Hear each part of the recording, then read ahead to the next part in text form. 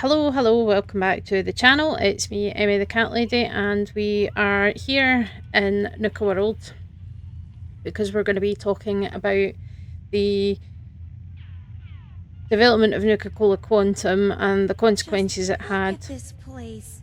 and everything that happened there. So, taking a real deep dive into exactly what happened for that glow in the dark drink to come about and what it really meant for both Nuka Cola's employees, the CEO, and for the world at large as well. So, we're going to talk about John-Caleb Bradberton and everything that he Wish I did could have and been here his before the war. hubris as well, which I think is a very important Just to topic see because what it that's was what like. happened to him.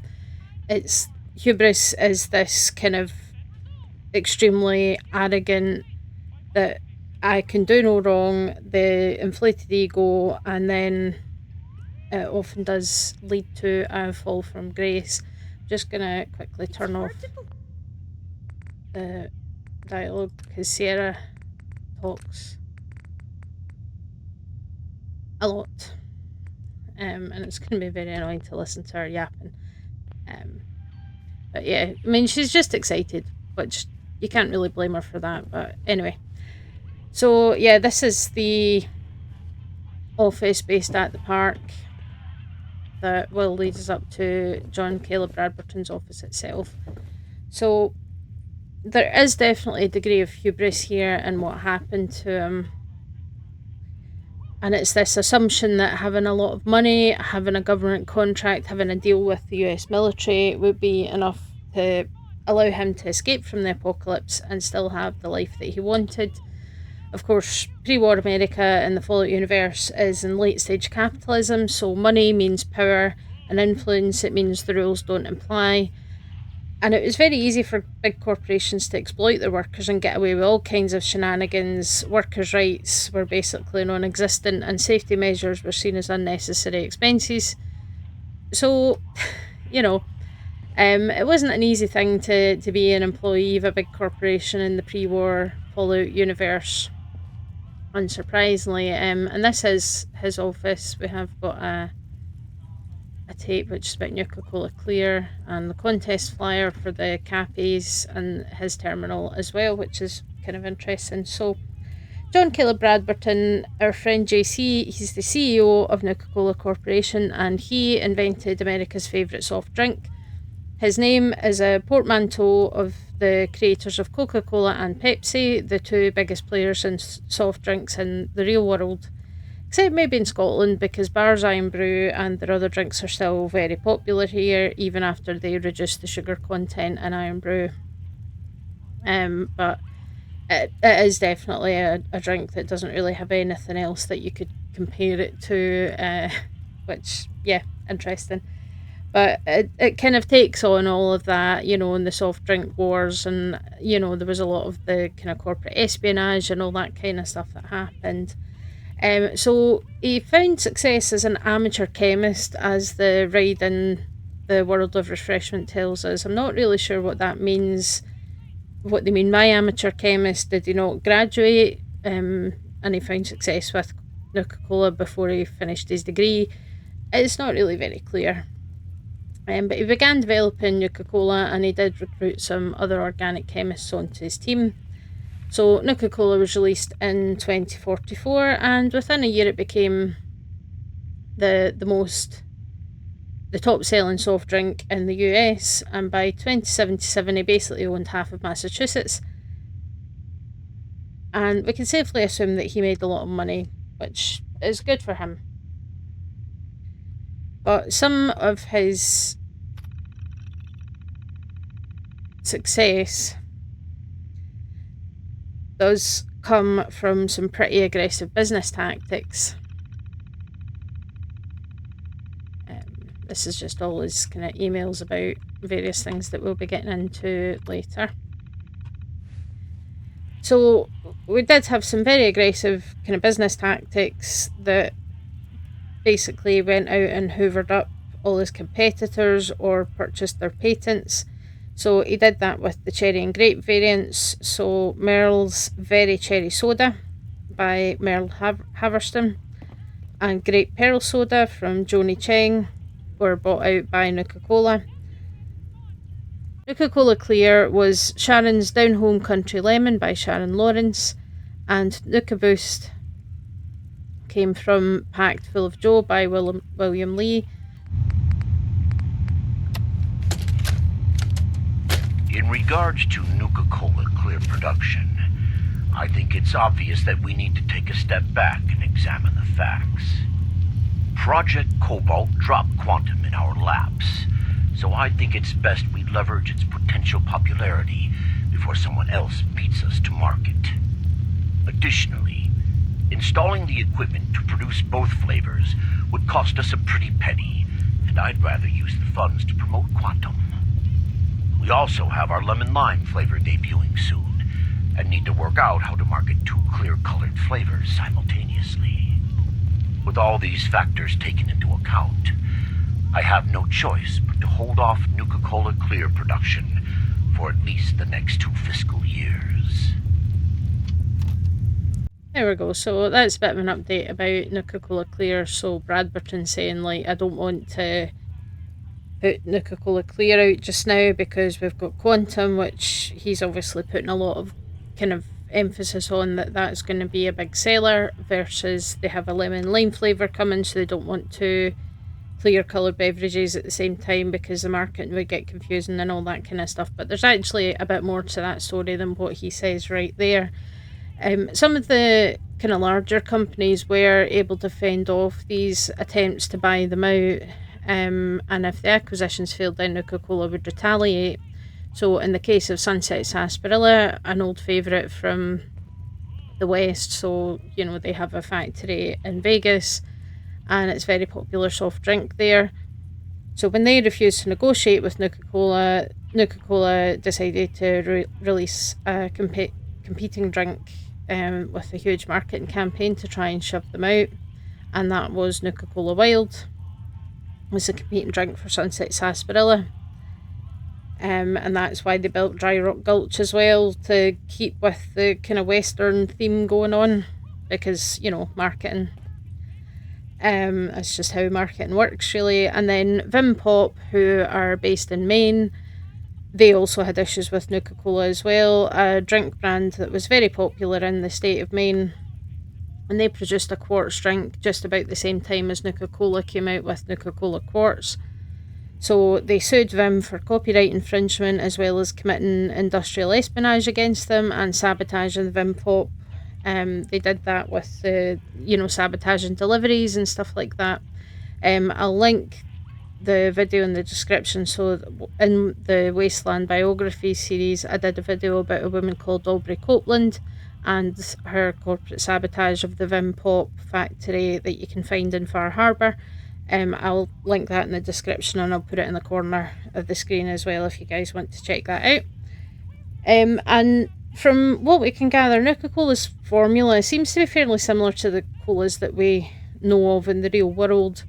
I do have the official cookbook, which has a recipe for Nuka-Cola in it to make your own, and also has a recipe for making Quantum of your own. But unfortunately, that book is in storage, so I can't really dig it out. But according to our local expert on all things Nuka-Cola, Sierra Petrovita, right here, they had to basically change the formula after the great passion fruit famine of 2044, which sounds like a difficult time for soft drinks everywhere, I'm quite sure. The drink has excessive amounts of caffeine and 120% of the recommended daily value of sugar, and they marketed it as being fortified with vitamins, minerals and health tonics to counteract this claim that it was unhealthy. If this sounds familiar, there's a reason for that. So obviously Nuka-Cola is a reference to Coca-Cola and the other soft drink companies, but certainly mostly parodying Coca-Cola. And Coca-Cola was originally sold as a medicinal product that promised to cure morphine addiction, indigestion, nerve disorders, headaches and impotence. Not sure how the FDA would feel about that now. And up until 1929, it did contain an extract from the coca plant that did also include cocaine. Again, questionable, but at the time, it was considered okay, but after 1929 they used a different kind of extract from the plant that didn't contain cocaine, which is probably for the best. And they also changed the formula at one point, but when New Coke went wide, it wasn't popular and it was discontinued in 2002. There are times when the original's the better than, a new version. Not always, but sometimes. So it didn't really take long for Mr. Bradberton to decide that he needed to open an amusement park, which he did, and it was dedicated to his life's work. So Nuka World opened in May of 2050, and it's a very clear parody of the Disney parks, again, another one of these massive corporations. They added more park areas, so you've got the Safari Adventure, the Dry Rock Gulch Wild West, the World of Refreshment, which is a world of pure terror and imagination. We'll get back to that. And the Galactic Zone, which was sponsored largely by Vault-Tec and Robco. And while the aggressive business tactics paid off, the best organic chemists in the country worked behind the scenes as beverageers, developing new soda flavours, including Nuka-Cola Quantum, which is the topic of this video. And this new drink was completed shortly before the world ended, so it's kind of a rarity in the wasteland, because it wasn't shipped out in massive numbers, whereas you'll find much more of the kind of normal Nuka-Cola in most places. So we're going to head down to JC's secret vault, which is, if you don't know, we've got the Nuka-Cola machine that has the little cartoon, and there's a secret button.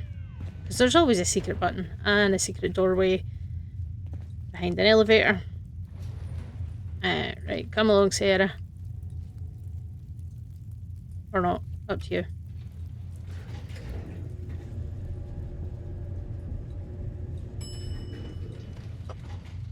Here we are on the floor. Oh, and she just teleported. Kind of makes me wonder why I had to do all that faff with finding the hidden cappies and things when Sierra can just teleport. But yeah, you might be thinking, this looks like a vault. Yeah, it is a vault.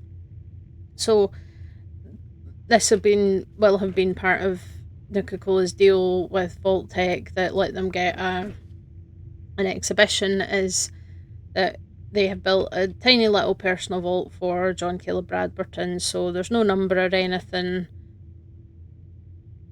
It does have one of the big blast doors though. So we'll head on through. And here's the man himself. So this is JC's personal vault with all his life's creations around him. Because he's not actually dead. He's here, as we know. So Quantum came about for an entirely different reason than making fun new soda flavours. That seems to have been a happy little accident in that sense. I'm just going to let them chat away. And it was basically discovered by developing chemical weapons for the US military, and that's not a joke. Like any ultra-rich person, Bradberton didn't really want to roll over and just accept his death.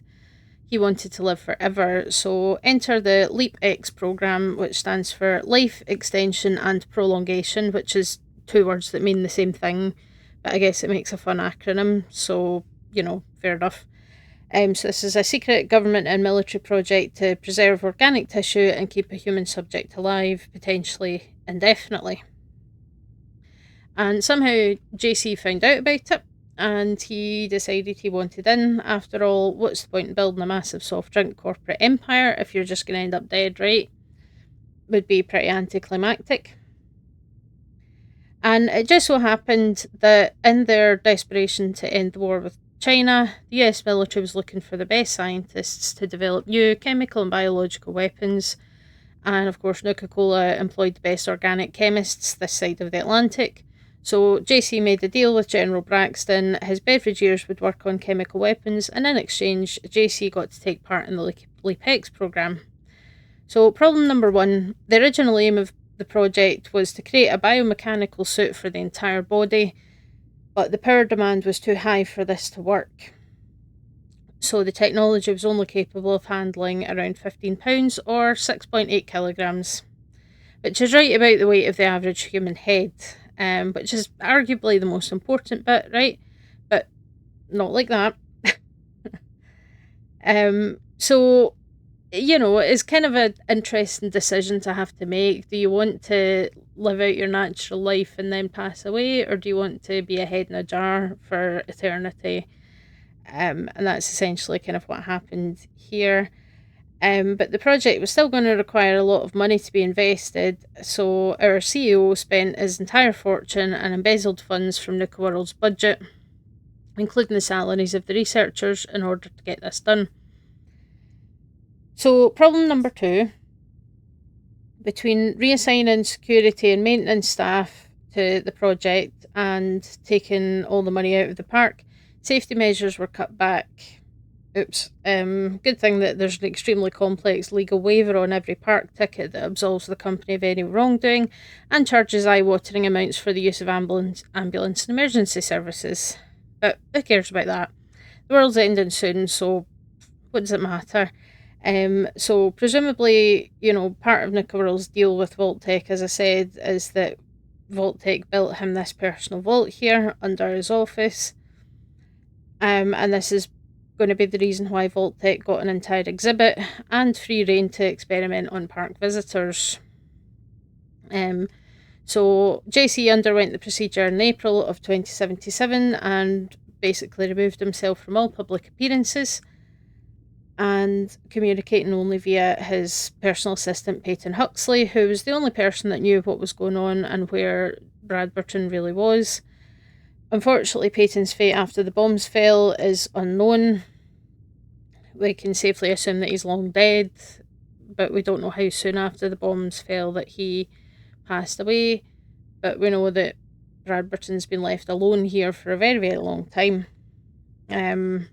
Alive, fully aware, unable to communicate externally, move, or change his situation in any way at all. Very different to what Mr. House achieved, because he could at least communicate across his network. He could control robots to do things for him. He could send Victor out to hire couriers, for example. He had a way of interacting externally, but John-Caleb Bradberton here didn't. He was just left here to spend a couple of centuries considering his life choices, and he sacrificed an awful lot for this eternal life, and I do wonder if it was actually worth it. And of course, he isn't the only one to have consequences for these choices either. So we're going to head over to the world of refreshment. Here we go. So yeah, the nuclearks are still here. Clearly not actually either have wiped them out or they've respawned. There's JC, or the pretend JC that's actually a creepy mannequin doing his chemistry there. So the Beverageers were signed on for this military project, whether they wanted to be or not.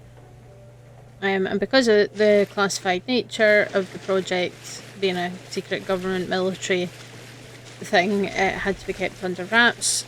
The security of the park and maintenance staff were pulled from other places in order to make sure that the work could be completed and everything could be kept hidden. Oh, excuse you.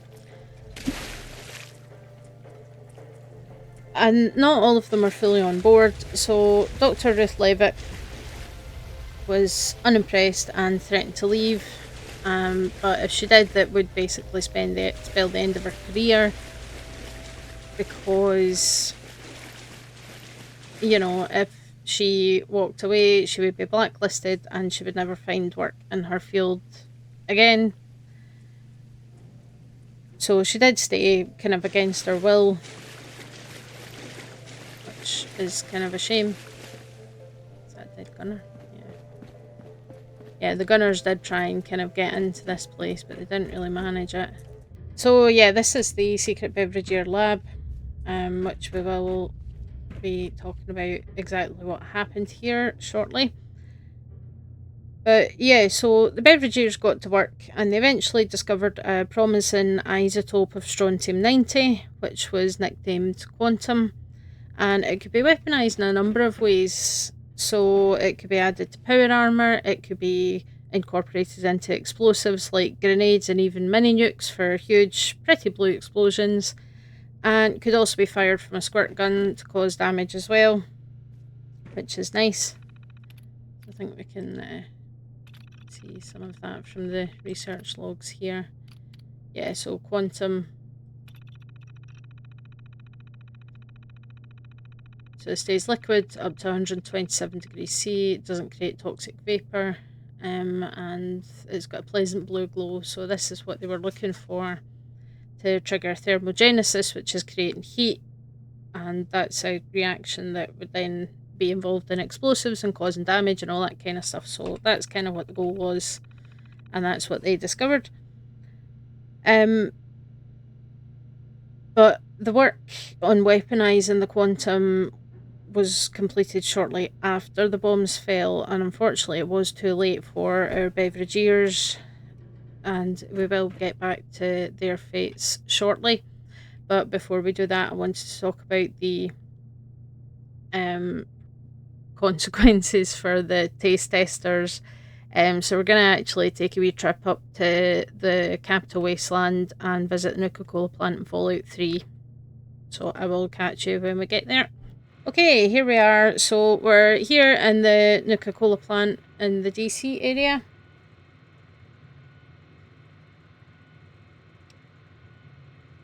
And we're going to be talking, we're going to have a look at the progress report. So obviously, as well as discovering this isotope that would make for a good chemical weapon, they decided that the same thing would also make for an additive for a fun new Nuka-Cola drink because of the blue glow. It only causes side effects in about 10% of testers, and impaired vision isn't that big of a deal, right? Hopefully it's only temporary. Now listen, who cares about health and safety? We're making soft drinks here. We can read an awful lot about the early testing of quantum on the research terminal here. So this is like a company announcement, and we can see some of the kind of things that happened. And sometimes industrial chemicals can also be safely used as food additives. Sometimes that's true. But I have questions, and Dr. Levitt also had questions about this. But yeah, profit's paramount and safety doesn't matter. And we can talk about the Nuka-Cola Clear, which is this announcement here, new flavour coming. So with only minimal loss of life, we've been able to modify the look of Nuka-Cola but give it the same great taste. Minimal loss of life. And this is actually kind of a reference to Crystal Pepsi, Tab Clear, and there is also a Coca-Cola Clear that's available in Japan, which I assume is safer than the Nuka-Cola version, but who knows. Apparently Echo has opinions. I don't know if you guys will hear that. She's got a lot to say today. But yeah, some of the early trials didn't go well, so disastrous failure is kind of an understatement, I think. Everybody died from internal organ failure within 3 days. So yeah. But it's fine because we sent their family some Nuka condolences fruit and cheese baskets, just to say sorry we killed your relative. So that makes it all better, of course. I'm being sarcastic in case you couldn't tell. I mean, Jesus Christ. It's a lot here. And then, yeah, the next test was too damaging because we had 4 deaths, which is less than the one before. 12 major internal organ failure and 32 internal radiation burns, which is an unacceptable number of issues in a given test group. I'm glad they can kind of appreciate that as well, because that's 48 people having problems, including 4 deaths. So we need to try a different one. And then they did. So new taste and new isotope. Only listed side effects are 3 cases of dizziness, 1 case of nausea, and 1 case of impaired vision. From a sampling of 50, that this is an acceptable number of cases and approve this product for production. So very quick maths. 5 people had problems out of 50, and that's an acceptable number. Now that's 10%. That's quite a lot of people having side effects from drinking this stuff. But like, great, fine, wonderful, send it all to market.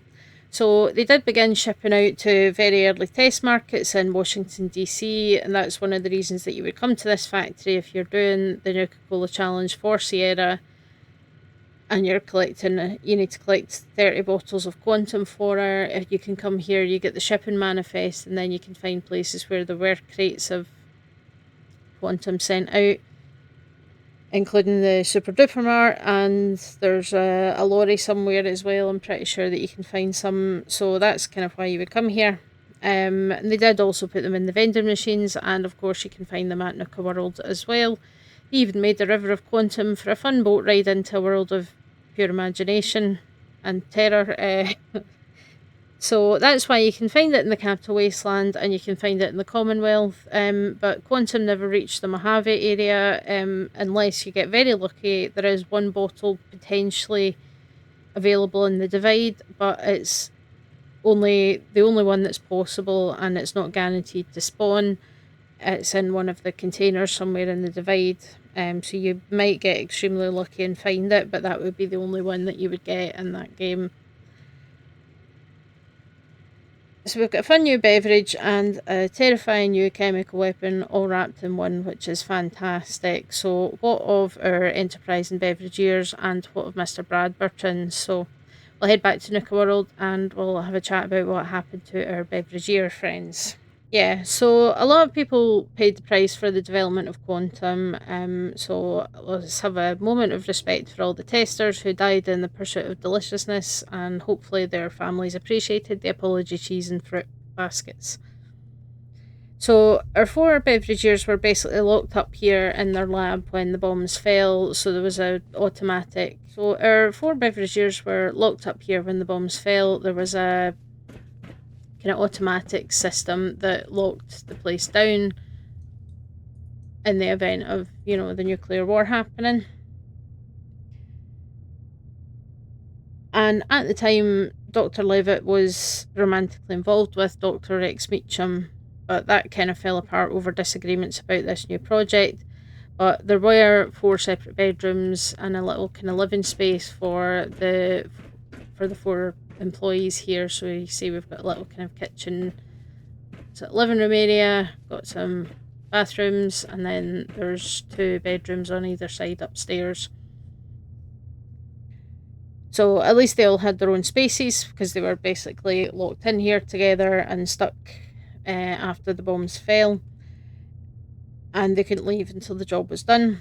So Dr. Meacham was sure that if they could just finish the project and contact the military, they would be evacuated. Unfortunately, he was wrong about that. So yeah, the first one to go is Dr. Edmund Medford, who just couldn't cope. This is him here. So he basically hung himself in his room, took his own life. Kind of understandable, I think, given the circumstances and the slight case of apocalypse. So that's what happened here. And then Herm's on the other side. No, not this one. Here she is, yeah. So here we have, we can safely assume this is Dr. Ruth Levitt. It's the only skeleton that's wearing a dress, and 50s fashion, women wore skirts more than anything else at that point. She was already opposed to the whole project, and she was trapped here against her will, and eventually she did try to leave, and there was an altercation that led to Dr. Meacham shooting her and killing her, and they had no real choice but to leave both these bodies in their respective rooms after they died, which is a very unsettling thought, but it's kind of what they had to do. And then Dr. Kevin Bennell decided he'd had enough, and he didn't believe that there was going to be any rescue, so he tried to flee and ended up being wounded by Meacham on the way out. And he made a break for it through the reactor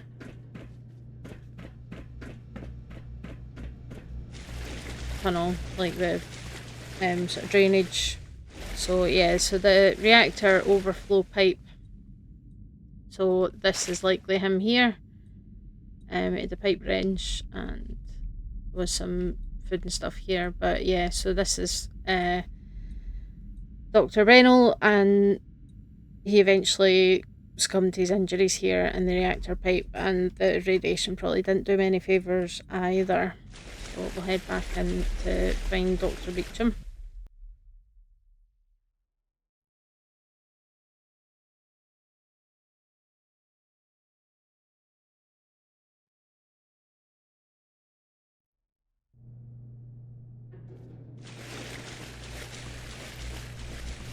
So he followed Bennell and basically took a massive dose of radiation. He managed to basically finish the project on his own. He was kind of stubborn enough to do that. And then he waited for the rescue, which unfortunately was never coming, and he didn't know that. Oh, there he is. Yeah, I knew he was here somewhere. They had this, obviously, little kind of shooting range that was built in so that they could test out the weapons that they were designing. So yeah, here's Dr. Rex Meacham, who sacrificed everything to finish this project so that he would be rescued, including his girlfriend and his colleagues. And this is where it got him, and this is where he ended up. Basically, when he chased Dr. Bennell through the runoff pipe, he was exposed to too much radiation, and presumably that's how he died while he was waiting for military extraction that was never going to come. So yeah, a bit of an unfortunate one for these guys who, again, they were the best organic chemists in the country. They were, well known in their field and skilled, and this is how things ended for them, which is incredibly tragic, I think. But now we need to go and chat about the man himself, so I'll be back with you when we'll go back to his personal vault and have a look at the situation. Here we go. So yeah, so for the Beveridgers, in a way, at least they died and they weren't left to suffer for a couple of 100 years. And John-Caleb Bradberton was not so lucky. He lived as a head in a jar, and he paid for his hubris because all of his money and his sacrifices meant nothing when the world ended, because this is how he ended up. He can't do anything, he can't influence anything until you kind of make your way in here. Nobody even knows that he's here. It's pretty horrible kind of existence, really. And he's just surrounded by reminders of what he had and what he's lost. We've got all the Nuka-Cola themed stuff, the lunch boxes, the bottles of the drink. Yeah, you should feel sorry for him to a point. The big fancy car, which, how are you going to get that out of here? It's literally just a very expensive decoration at this point. It's quite a difficult thing, and Peyton Huxley was the only person that really knew that he was undergoing this procedure and was able to stay in contact with him. And his fate's unknown, but he's definitely dead. So Bradberton was left alone and forgotten, and had nothing to do but think for 200 years, wishing that somebody would come along and put him out of his misery, or perhaps wishing that the equipment would fail, the power would fail, and then he would be gone and his misery would be over. So you go off and find the hidden cappies to get yourself into the office and meet the man himself. And Sierra here, she's very excited because she would never have expected to actually find this man alive. But when she does, she's extremely keen to talk to him because she's such a big fan of his work in that sense. what she had really wanted to get in here was to see if she could find the Nuka-Cola formula to add to her museum back in Girdershade. So it does leave you here making a choice, whether we let this poor man die and finally know some peace, or we leave him as he is with only Sierra for company, because at least he wouldn't be alone anymore, and she wants to stay with him and chat to him. It does, obviously, you're the protagonist, so the decision is yours in the end. If you do agree to save him and then switch the machine off, Sierra will turn hostile. But if you decide to let him die in the dialogue and decide to turn him off, then she will eventually kind of accept that it was probably for the best. Because what kind of life is this man going to have when his head's in a jar that can't even be moved? And the fact that the project didn't even get finished in time to be of any use, because, the whole point was that the US military were looking for anything that they could find that might turn the tide of this drawn out war with China. So they were turning to corporations, obviously Vault-Tec got a big government contract, Robco, Mr. House was involved in a lot of that stuff as well, and, the chemists here for chemical weapons, they were trying everything that they could in order to turn the tide here, which, at that point, the conflict with China had been going on for over 10 years, I think, so it does kind of get complicated and expensive, and there's this kind of arms race thing going on where each side is trying to kind of accelerate past their enemy and find something that they can use to put an end to the whole thing, obviously with them winning rather than their enemy winning. And I think that's the thing, is that, Bradberton's had an awful lot of time to kind of come to terms with his situation, and I guess accept that everything that he did, everything that he went through to achieve this was pointless, because any wealth that he amassed before the war means nothing now, because money means nothing now. Everybody's using the bottle caps, which, okay, sure, he's responsible for that as well, by and large, because they're Nuka-Cola bottle caps, but still, it's, yeah. And there's an awful lot of sayings that you hear about, basically the gist of them being that rich men and poor men will still be buried in the same sized casket. Obviously not meant to be taken too literally, but the sentiment is the same, is that, we can leave wealth behind for our offspring if we have any of either of those things. We can leave a legacy to the world, like a delicious, refreshing soft drink. But there's a lot of things that we can't take with us when we die, and I think that means that what we do while we're still here matters just as much, if not more, than, hanging on to all this stuff that we can't do anything with once we're gone. But, people want to kind of make their mark on the world, and I think that's fair enough. It's certainly something that I am doing. I mean, obviously, I'm writing books, as I've mentioned before. I do want to be an author. Whether I would ever be able to make a living off of it, I don't know, but it's something that I enjoy doing, and it is something that I can potentially leave behind as well. I don't have kids. I have no intention of having kids. I'm child free by choice, and I don't think there's anything wrong with that. But it doesn't mean that I can't leave something valuable behind. But any money, any of that stuff, you can't really take it with you when you're gone. So it is maybe more about living your life while you have it, and just trying to make the best of what you've got when you're here, and worrying about kind of hoarding wealth that isn't going to do you any good, that kind of thing. It's